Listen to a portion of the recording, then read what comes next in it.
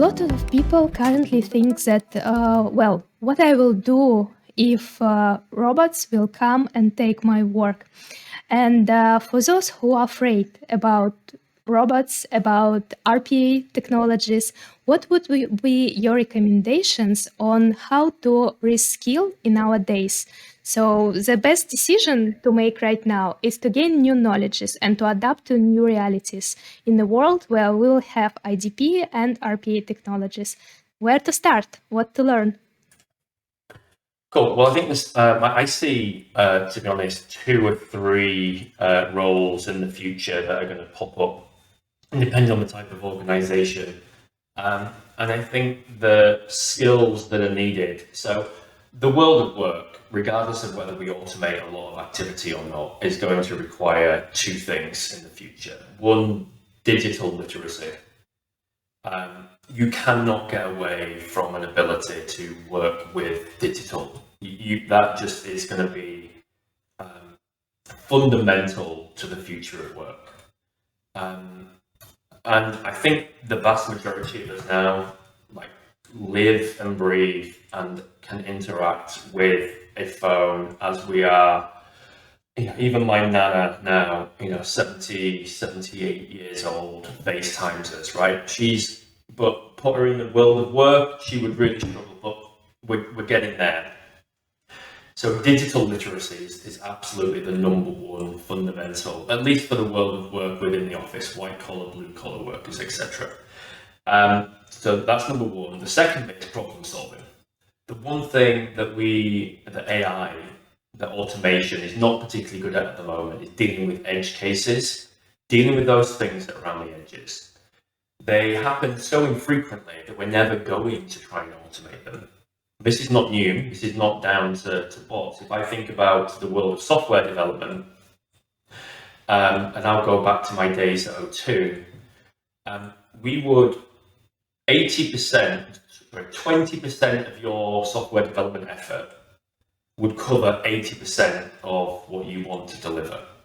And the final 20%, the edge cases, would take around 80% of your effort.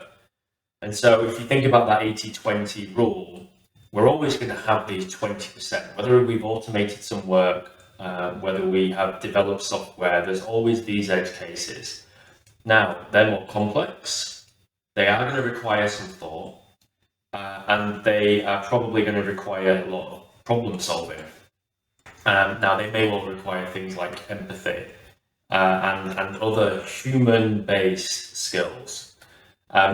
So it's soft skills and it's problem solving as key kind of mind traits. Now, I'm lucky. I've always been a problem solver. It's one of the things that's in my nature. I can't help. I never like to leave a problem unsolved. I will find ways of being able to do whatever. That is going to be a key skill in the future. And as I say, this ability to understand, sympathize, and think outside the box, all of these things are what are going to make human workers still valuable in the future of work, alongside this ability to interact and work alongside digital workers. And so, we have to be digitally literate. We have to lean on the fact that the skills that make us still the greatest computational invention the world has ever seen. Because regardless of how good a machine learning algorithm might be on a very small thing, the fact that we can do close to as good across thousands of different things, even just the ability to grip this phone, is an incredibly simple thing for us as people to be able to do. And to swing it around and to do all of this, there is, a lot of very similar things that we do autonomously almost, that are very hard to replicate in the world of technology, at least easily without significant computational power. So, lean on the fact that we are people, lean on the fact that we do have this ability to problem solve, and obviously be incredibly digital. they are the skills that we need to ensure that we have in abundance as we are in and entering the world of work. And then I mentioned that there were a couple of roles that I have seen. So get deep expertise on an area, become a deep expert, so that you are, truly valuable in whatever field it is. That's number one. So I call that the kind of the expert. Be an expert, because that is going to make you incredibly valuable. Have again an ability to be a complete generalist.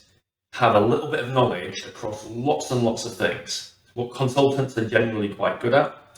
But your ability to turn your hand to multiple different things, so that you're not stuck in a single line of work. So the ability to be flexible, again, I think is going to be incredibly useful. I call that the generalist. And then the last role, and this was kind of in the office again, was the fixer. And the fixer's role is to take all the things that the automations haven't been able to do and build out those automations. So we would call them exceptions at the moment. That is still going to be that human in the loop, the glue that links these different processes and automations together and continues to improve the linkages between all of these is going to be incredibly important. And again, it's not just a technical role, it's a technical role, it's a process role. It's also a knowledge role as well. So I know the answer, I know the technology, and I know how to put those two things together in order to get a better outcome moving forward. But outside of that, I also looked at a McKinsey study, probably a good 18 months ago now, and if all else fails, the one role that you need to train for is to work in a pub. Apparently, the pub landlord is the role that is least likely to be automated in the next 100 years. So if all else fails, guys, just turn to alcohol. Interesting. Super great advices. Especially I pointed for me this generalist role, because I know that for us, it will be important. Previously, we spent a lot of time to find necessary information. Now, all information is available in Google. Just a few clicks and you can find whatever you would like. Then, to process this, lots of manual documents that we have. Now, everything will be digital and it's available. For us, it's important just to gain knowledges in different industries and apply these knowledges to create something new and intelligent decisions based on the data that we will have. And at the same time, it's important to be problem solver. I like this your point as well, because when you have all the information, when the errors, issues, they are just on the top, and you need to make decision on how to resolve them.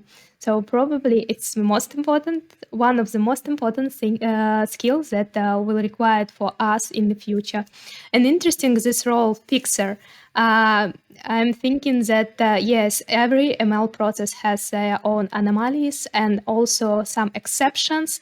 It's important to have someone who will be able to fix and, let's say, retrain these results of machine learning algorithms. So these are people will still be required on the market.